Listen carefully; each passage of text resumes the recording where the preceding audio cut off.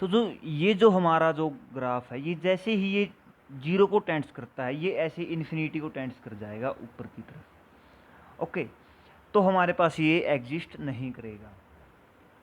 ये जो 2a तो बिलोंग उसमें करेगा, बट बात वहाँ पे किसकी रहती है, इनवर्स की बात रहती है। इनवर्स भी उसमें बिलोंग करना चाहिए सब ग्रुप होने के लिए, तब हम उसको बोल सकेंगे।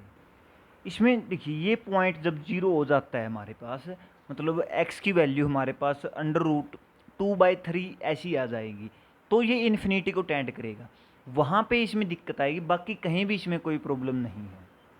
हेलो गाइस, प्रणाम आप सभी को। आप सभी का स्वागत है हमारे यूट्यूब चैनल क्रांतिवीर मैथमेटिक्स पर।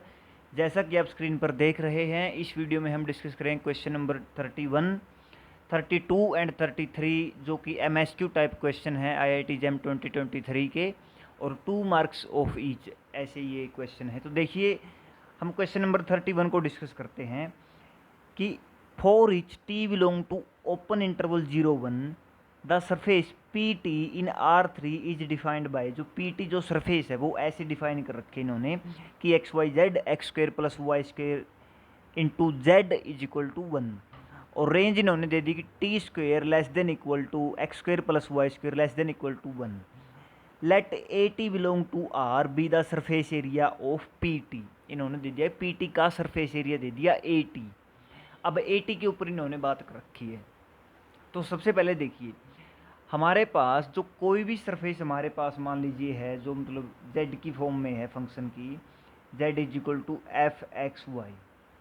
सबसे पहले तो उसके सरफेस एरिया का, ये 3D में सरफेस है, इसके जो सरफेस एरिया का जो फॉर्मूला होता है वो क्या होता है, वो आप याद रख लीजिए। इंटीग्रल कैलकुलस में सबसे इम्पोर्टेंट फॉर्मूला ये होता है कि सरफेस एरिया ये आएगा is equal to double integration 1 plus curl z by curl x का square plus curl z by curl y का स्क्वायर, इस पूरे की पावर 1/2 dx dy, और r रीजन के ऊपर। ये रीजन कौन सा होगा, देखिए जो हम निकाल रहे हैं जिस सरफेस का, उस सरफेस का प्रोजेक्शन देखेंगे एक्स वाई प्लेन में, उस सरफेस का प्रोजेक्शन। जैसे उसका प्रोजेक्शन एक रिंग प्रोजेक्शन है मान लीजिए, ऐसा एक प्रोजेक्शन है। मान लीजिए कंप्लीटली जैसे हम कोई कटोर मतलब कोई पैराबोला टाइप की शेप रख दें, तो वो सॉलिड एक उसका रीजन, सॉलिड एक सर्कल रीजन हो जाएगा, जो उसका प्रोजेक्शन है एक्स वाई प्लेन के ऊपर। जैसे मैं थोड़ा सा बताऊं यहाँ, तो जैसे मान लीजिए ये 3D में ये शेप हमारी है, मान लीजिए ये शेप है, इसका प्रोजेक्शन क्या है, एक सर्कल है एक्स वाई प्लेन में। ओके, और अगर हमारी शेप एक ऐसी शेप है, जैसा हमने पहले भी डिस्कस कर रखा है, जो पिछले इंटीग्रल कैलकुलस के जो क्वेश्चन हमने किए थे उसमें किया था, यदि ये है तो इसकी हमारे पास जो प्रोजेक्शन आएगा वो एक रिंग टाइप प्रोजेक्शन आएगा। इसमें ओरिजिन इसके प्रोजेक्शन में नहीं आएगा, इसका प्रोजेक्शन और इसका प्रोजेक्शन, ये एक रिंग टाइप प्रोजेक्शन हमारे पास बनेगा। ओके, तो इस क्वेश्चन में हमारे पास क्या बोलता है, देखिए इस क्वेश्चन में इन्होंने सरफेस हमको डिफाइन कर दी कि x² + y² into Z is equal to 1। क्या सरफेस है, देखिए x² + y² is equal to 1/z। अब यहाँ पर क्या है, z इज इक्वल टू 1 पे इस सरफेस में क्या बनेगा, सर्कल एक रेडियस का।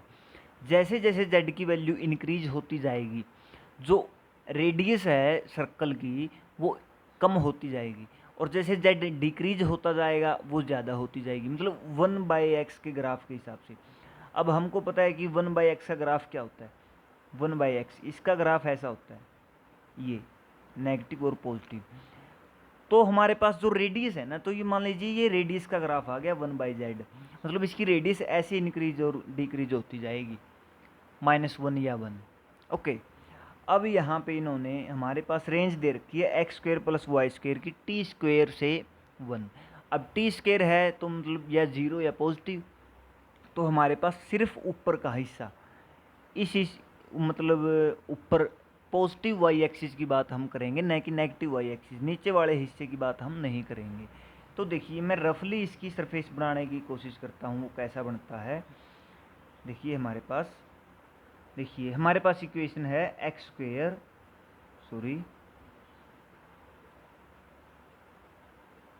इक्वेशन है हमारे पास X square plus Y square is equal to 1/z। अब इसका अगर हम ग्राफ बनाएं, मान लीजिए ये हमारे पास z एक्सिस है, ये x एक्सिस है और ये हमारे पास क्या है y एक्सिस है। तो इसमें अगर हम ग्राफ देखें, जब हमारे पास z की वैल्यू 1 है, z की वैल्यू जब हमारे पास 1 आएगी तो ये ग्राफ यहाँ पे क्या बनाएगा, 1 रेडियस का एक सर्कल। जैसे जैसे ये z की वैल्यू इंक्रीज होती जाएगी तो रेडियस हमारे पास डिक्रीज होती जाएगी, ये ऐसी एक शेप बनेगी। और जैसे ये 1 से कम आती जा रही है तो ये इंक्रीज हो रही है, तो ये ऐसी हमारे पास एक शेप हमारे पास बन जाएगी, ऐसी शेप। और ये शेप हमारे पास क्या है, सर्कुलर है। ओके, और ये ऐसे जा रही है जेड एक्सिस में, ये हमारे पास यदि हम जेड एक्सिस माने तो ये ऐसे जा रही है और ये इन्फिनिटी को टेंड कर रही है। इस साइड भी ऐसी भी ये ऐसे ही जा रही है, जीरो पे इन्फिनिटी को जा रही है। तो जैसे जैसे ये जीरो के क्लोज हम जाएंगे तो भी ये इन्फिनिटी पर ही जा रही है। ओके, ऐसी हमारे पास शेप है। अब इसका हमसे पूछा है कि इसका एरिया क्या है। इसका जो रीजन बनेगा, जो अगर हम टी स्क्वायर के हिसाब से इसका एरिया निकालें तो रीजन जो बनेगा वो बनेगा हमारे पास जो दिया है कि t square x square plus y square less than equal to 1 and greater than equal to t square. तो टी स्क्वायर हमारे पास यहाँ पे कुछ भी वैल्यू हो सकती है, बट वो वैल्यू जीरो होगी या पॉजिटिव वैल्यू होगी। तो हमारे पास ये इस रीजन पे हम इसका एरिया निकालेंगे। उसका डायरेक्ट फार्मूला इन्होंने पहले दो ऑप्शन में डायरेक्ट फार्मूला ही दिया है। देखिए क्या, फर्स्ट ऑप्शन में क्या है, 1 plus Z is equal to 1/x square plus Y square, curl Z by curl X का whole, curl Z by curl X का होल स्क्वेयर यहाँ पर दिया है, वाई का यहाँ पर दिया है, dx dy, और रीजन हमको ये दिया है। तो ए ऑप्शन हमारा bye formula, direct bye formula, ये ए ऑप्शन हमारा करेक्ट हो गया। सेकंड ऑप्शन में देखिए यहाँ पे 4x स्क्वेयर तो दिया, नीचे का स्क्वेयर हमारे पास नहीं करा जहाँ पे 4 आना चाहिए था, तो ये हमारे पास बी ऑप्शन हमारे पास डिस्कार्ड हो गया। अब इसने बोला कि limit t tends to 0 positive. अब जैसे लिमिट 0 पॉजिटिव को टेंड्स करती है, t की लिमिट इस फिगर में अगर हम देखें, जैसे t की लिमिट देखिए यहाँ पर, जैसे t को हम अप्रोच 0 को अप्रोच करते हैं, t की जो लिमिट है वो x square plus y square के जो सर्कल्स हमारे पास ये आ रहे हैं ना, इन सर्कल की रेडियस की बात कर रहा है। जैसे वो 0 को अप्रोच करती है तो ये हमारे पास किसको अप्रोच करता है, इन्फिनिटी को अप्रोच करता है। ओके, और जैसे ही ये इन्फिनिटी को अप्रोच करेगा, हमारे पास जो z1/x square plus y square है वो जो 0 को जैसे अप्रोच करता है तो z इन्फिनिटी को अप्रोच करता है, तो उसका एरिया हम नहीं निकाल सकते इन्फिनिटी के साथ का। एक फिक्स रेंज है अगर t की, तो हम उसको रिंग उसका प्रोजेक्शन मान करके, मान लीजिए यहाँ पे इसकी रेंज यहाँ पे है, तो हम यहाँ से इसका प्रोजेक्शन और यहाँ से इसका प्रोजेक्शन हम रिंग बना करके इसको निकाल देंगे। पर जैसे ये इन्फिनिटी को जा रहा है तो हम किसका निकालें, हमको इन्फिनिटी का तो कोई हमारे पास आइडिया ही नहीं। तो ये हमारे पास ए टी जो एरिया है, सरफेस एरिया, ये एग्जिस्ट नहीं करेगा। डी ऑप्शन हमारा इनकरेक्ट हो गया। ओके, नेक्स्ट हम करते हैं, नेक्स्ट क्वेश्चन हमारे पास क्या है, ये ग्रुप थ्योरी का क्वेश्चन है हमारे पास है। देखिए ग्रुप थ्योरी का क्वेश्चन है, इसमें क्या बोलते हैं कि A belong to Z which 0 belong to A. कोई भी जेड इंटीजर का कोई भी एक सब ग्रुप, मतलब इन्होंने एक सबसेट ले लिया जिसमें 0 है, and for r s belong to z define कर दिए इन्होंने r a, r into a को डिफाइन कर दिया। उसका मतलब क्या है, इन्होंने कैसे डिफाइन कर दिया, R A such that A belong to A, मतलब ए के सभी एलिमेंट्स का आर मल्टीप्लीकेशन, इसका मतलब ये है। और r a plus s a क्या है, ये मल्टीप्लीकेशन के साथ उनका एडिशन, यही है बस, ठीक है। तो अब इन्होंने ऑप्शन के बारे में पूछा कि which of the following condition imply the H subgroup. अब देखिए हमने देखा है बुक्स में कि जब हमारे पास फाइनाइट ग्रुप की बात होती है तो हमारे पास सब ग्रुप प्रॉपर्टी के लिए सिर्फ हमारे पास क्लोजर से काम चल जाता है। ओके, क्लोजर हम दिखा दें यदि ग्रुप फाइनाइट है तो। यहाँ पे ग्रुप हमारा z है, इंटीजर का ग्रुप है। ओके, ये हमारे पास इनफाइनाइट है तो सिर्फ क्लोजर से बात बनेगी नहीं। तो जीरो इसमें बिलोंग कर रहा है ए में, जो कि आइडेंटिटी है, और किसी को जीरो से मल्टीप्लाई करेंगे जीरो आएगा। तो हर एक आर ए में या एस ए में जीरो तो आएगा ही आएगा। ओके, अब हमारे पास हमको सब ग्रुप के लिए दिखाने के लिए क्या बचा, जीरो हमने आइडेंटिटी आ गया, एक तो क्लोजर हमको शो करना पड़ेगा। एसोसिएटिविटी इंटीजर की बात है तो अपने आप ही फॉलो हो जाएगी। आइडेंटिटी हमारे पास आ गई, inverse, existence of inverse. Mainly हमारे पास दो पॉइंट्स बचेंगे, एक तो हमें इनवर्स को शो करना है और एक हमको क्लोजर प्रॉपर्टी को। ओके, इन दोनों को हमें शो करना पड़ेगा, तभी जो कंडीशन इन दोनों को प्रूव कर रही है वो ही इम्प्लाई कर देगी कि ये ए सब ग्रुप है जेड का। फर्स्ट में देखिए क्या बोल रहे हैं कि A plus A is equal to A. इसका मतलब क्या है कि एक एलिमेंट अगर हम ए का लें, देखिए इसका सिंपल सा मतलब यहाँ पे इसका है कि अगर हम ए का कोई एलिमेंट तो वो ए में जाता है, क्लोजर प्रॉपर्टी हो गई।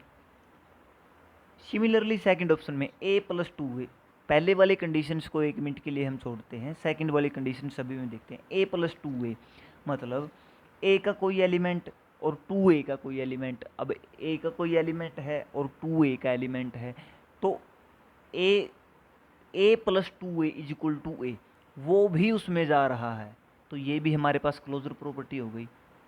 मतलब A plus two A is equal to A, मतलब ए के कोई एलिमेंट लेंगे उसका डबल कर देंगे अगर हम, और उसको ऐड कर देंगे तो भी वो ए में ही जाएगा। ओके, इसका मतलब ये है, ये भी क्लोजर प्रॉपर्टी, ये भी क्लोजर प्रॉपर्टी, ये तो हमारे पास सभी प्रॉपर्टी सही है। अब बात करते हैं पहले वाली प्रॉपर्टीज की। इसमें देखिए ये क्या बोलता है, minus two A contained in A. इसका मतलब क्या है कि माइनस ए कंटेन्ड इन ए, यानी कि कोई भी एलिमेंट ए का और उसके दो इन्वर्स लेंगे, ए का माइनस ए मतलब एलिमेंट का इन्वर्स, ए का कोई भी एलिमेंट, मान लीजिए ए बिलोंग टू ए है, तो इसका मतलब क्या हुआ, माइनस ए, और बी है minus B belong to A, contained in A का मतलब ये ए में जा रहे हैं। तो ए का इन्वर्स और बी का इन्वर्स, सबसे पहले तो ये दोनों इन्वर्स भी जा रहे हैं और इनकी क्लोजर प्रॉपर्टी भी मतलब वो सेटिस्फाई कर रहा है। देन हमारे पास ये इन्वर्स को भी एग्जिस्टेंस कर रहा है और सेकंड के साथ ये क्लोजर को भी, तो ए ऑप्शन हमारा ट्रू हो गया। सेकंड में क्या है, A is equal to A inverse, मतलब इसका मतलब क्या है, सिंपली इसका मतलब है कि A is equal to A inverse, मतलब कि कोई भी एलिमेंट अगर हम लेंगे, नेगेटिव माइनस ए इन्होंने दिया है कि A is equal to A inverse, कोई भी एलिमेंट हम अगर लेंगे तो उसका हमारे पास इनवर्स भी ए में एग्जिस्ट करेगा। मान लीजिए कोई भी मतलब इसका A1 वाला ग्रुप है, ग्रुप अगर हम उसको माने कि -2 -4 ऐसे उस साइड जाएगा और 2 4 6 ऐसे इस साइड। अब इसमें क्या है, A is equal to minus ए है, हर एक एलिमेंट का हमारे पास नेगेटिव भी मिलना चाहिए तभी तो ग्रुप बनेगा। तो ए इज इक्वल टू माइनस ए, यदि हम सभी एलिमेंट्स का माइनस भी कर दें तो वो भी ए में ही मिलेंगे, इसका मतलब ये है। तो ये प्रॉपर्टी भी हमारे पास सेटिस्फाई कर रही है, इन्वर्स को सेटिस्फाई कर रही है और उसके साथ क्लोजर को। सी भी हमारे पास सेटिस्फाई कर रहा है। अब बात आती है डी की, डी नहीं कर रहा। डी क्यों नहीं कर रहा, डी क्लोजर प्रॉपर्टी तो A plus A is equal to A से सेटिस्फाई कर रहा है, पर two A contained in A plus A contained in A, इसमें कहीं पर भी नहीं लिखा कि नेगेटिव ए की बात ही नहीं कर रखी इन्होंने। तो ठीक है, ए प्लस ए का एलिमेंट आ गया कोई बात नहीं, लेकिन माइनस ए वालों का क्या होगा। फर्स्ट प्रॉपर्टी में बोला गया है कि minus A contained in A, but और सेकंड में बोला, थर्ड में बोला, बी ऑप्शन में बोला, सी ऑप्शन में बोला, बट डी में क्या है, कहीं पर भी तो नहीं है कि माइनस ए भी ए में कंटेन करेगा। तो हमारे पास डी ऑप्शन इनकरेक्ट हो जाएगा डायरेक्टली। नेक्स्ट हमारे पास क्वेश्चन है क्वेश्चन नंबर 33, जो हमारे पास ओडी का क्वेश्चन है। ये क्वेश्चन भी बहुत इजी क्वेश्चन है, इसको हम बहुत से तरीक़ों से कर सकते हैं। डायरेक्ट मेथड इसका एग्जैक्ट डिफरेंशियल इक्वेशन वाला हम लगा सकते हैं। देखिए यहाँ पे हमारे पास सबसे पहले तो याद रखिए इंटरवल क्या दिया है, ओके, और फिर 2x minus y d y by d x, 2x minus y d y by d x plus 2y minus x is equal to 0। और y1 हमारे पास दिया है 3। तो इसको हम अलग अलग इसको नज़रिए से देख सकते हैं। सबसे पहले तो ये इक्वेशन ही होमोजीनियस है, तो हम मेथड ऑफ मतलब y equal to v x वाले मेथड से इसको सोल्व कर सकते हैं। दूसरा हमारे पास एग्जैक्ट डिफरेंशियल, ये एग्जैक्ट देखो, ये हमारे पास क्या है, यदि dx को हम मल्टीप्लाई कर दें ऑल ओवर तो यहाँ पे dx आ जाएगा 2y minus x d x is equal to 0, और ये हमारा आ जाएगा 2x minus y d Y.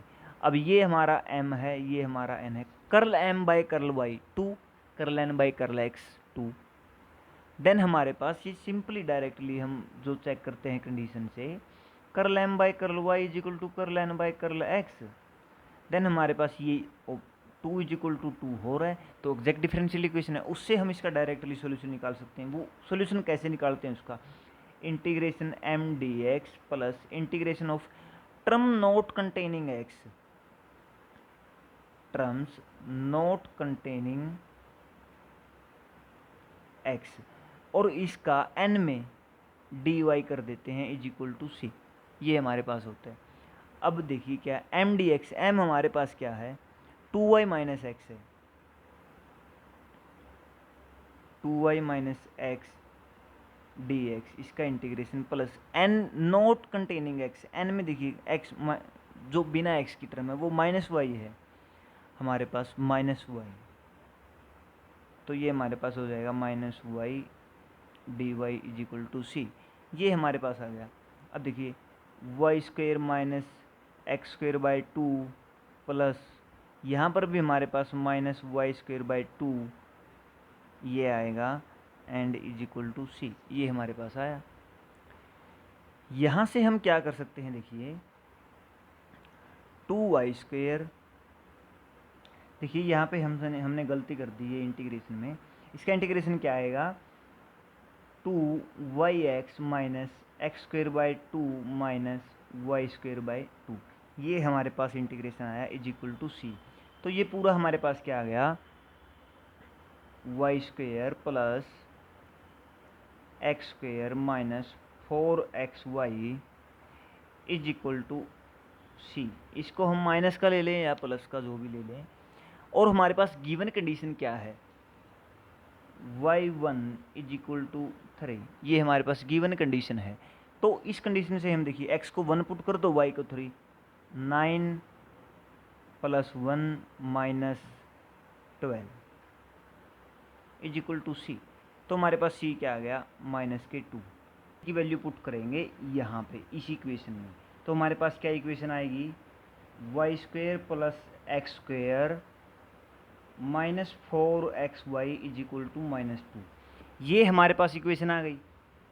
इसमें हम क्या करेंगे, देखिए इससे हम y को निकालेंगे, इसमें मतलब होल स्क्वायर को इस टर्म को पूरा करके इसके साथ, सॉरी इस टर्म को इसके साथ कंप्लीट होल स्क्वायर बना करके हम इसको करेंगे।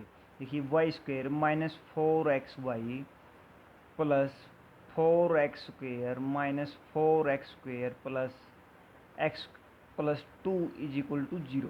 ये 2 को हम इस साइड ले आए। अब देखिए यहाँ पे क्या हो गया y माइनस 2x का whole square plus 2 minus 3x square is equal to 0। अब देखो y हमारे पास यहाँ से क्या आया plus minus under root 3x square minus 2 plus 2x, ये हमारे पास आया। अब यहाँ पे बात हमारे पास आई प्लस माइनस की, यहाँ पे या प्लस आएगा या माइनस आएगा। देखिए हमारे पास गिवन कंडीशन क्या है y1 is equal to 3। Okay, तो हमारे पास क्या गिवन है y1 is equal to 3 given है। अब हमारे पास यहाँ पर x को अगर हम 1 रखें, 3 माइनस 2, 3 प्लस माइनस, देखो y1 is equal two plus minus 3 into 1, 3 minus 2 का अंडर रूट 1 का अंडर रूट 1 माइनस 2, यहाँ पे जो अंडर रूट है ये सिर्फ इस पे है। यहाँ पे अगर हम देखें, देखिए -2 इंटू 1, ये हमारे पास क्या है प्लस माइनस 1 माइनस 2। अब यहाँ पे सॉरी यहाँ पे +2 है। अब यहाँ पे अगर हम माइनस लेते हैं इसको, तो इस कंडीशन को इसको सेटिस्फाई ही नहीं करेगा, तो इसलिए यहाँ पे हमारे पास क्या साइन आएगा, प्लस का साइन आएगा, +1 +2 = 3। तो हमारे पास इक्वेशन क्या आएगी, y = √3x² - 2 + 2x, ये हमारे पास आई। अब इससे हमारे पास देखिए, क्या ये इक्वेशन y3 पे इसकी वैल्यू निकालो, y3 पे इसकी वैल्यू क्या आएगी, 3 × 9 27 - 2 5 प्लस में 2 × 3 6 = 11। तो y3 की वैल्यू हमारे पास क्या आई, 11। तो फर्स्ट ऑप्शन हमारे पास इनकरेक्ट हो गया। बी में देखिए क्या है, y2 पे, 2 पे इसकी वैल्यू क्या आएगी, देखिए 2 पे इसकी वैल्यू देखो, y2 = 3 × 4 - 2 √10 + 2 × 2। ओके, ये हमारे पास आई 4 + √10। तो हमारे पास सेकंड ऑप्शन क्या हो गया, ट्रू हो गया। अब सी ऑप्शन जो है वो y' की अगर हम बात करें, यहाँ से अगर हम y' निकालें इस इक्वेशन से, तो y' हमारे पास क्या आएगा 6x/2 3x² - 2 + 2। अब यहाँ पे हमारे पास जो वैल्यू हमको चेक करनी है वो इंटरवल दे रखे हैं √2/3 एंड 1 पे, और एक दे रखा है 1 पे। अब आप देखो यहाँ पे इस वैल्यू पे हमारे पास वैल्यू क्या है, 0, नीचे वाली वैल्यू 0 है, और टोटल वैल्यू हमारे पास इन्फिनिटी को जा रही है, नॉट बाउंडेड को जा रही है। और ये फंक्शन दोनों पॉलिनोमियल है, तो ये दोनों फंक्शन कंटिन्यूस फंक्शन है ना, दोनों फंक्शन क्या है, कंटिन्यूस फंक्शन है। तो ये पूरा y' है जो ये कंटिन्यूस है, तो मतलब √2 प्लस √2/3 के ज़रा सा भी हम राइट साइड में मूव करेंगे, जैसे यहाँ पे है √2/3, यहाँ पे हमारा मान लीजिए 1 है, तो यहाँ पे वैल्यू इसकी इन्फिनिटी है, हमको पता नहीं क्या वैल्यू है, ज़रा सा इससे हम इस साइड मूव करेंगे, इसी इंटरवल में आएगा ना पॉइंट। तो अब कंटिन्यूस है तो उससे छोटी सी वैल्यू, मतलब इन्फिनिटी से -ε, तो इन्फिनिटी ही आया, अनबाउंडेड हो गया, अनबाउंडेड हो गया। तो यहाँ पे बाउंडेड नहीं है, 1 पे बाउंडेड है। तो हमारे पास यहाँ से ऑप्शन क्या आया, डी ऑप्शन। तो इसका हमारे पास आंसर आया बी और डी, सी ऑप्शन हमारा इनकरेक्ट हो गया। Okay, thanks guys, thanks for watching this video and subscribe our channel Krantiveer mathematics for more videos. Thanks, bye bye, tata, take care.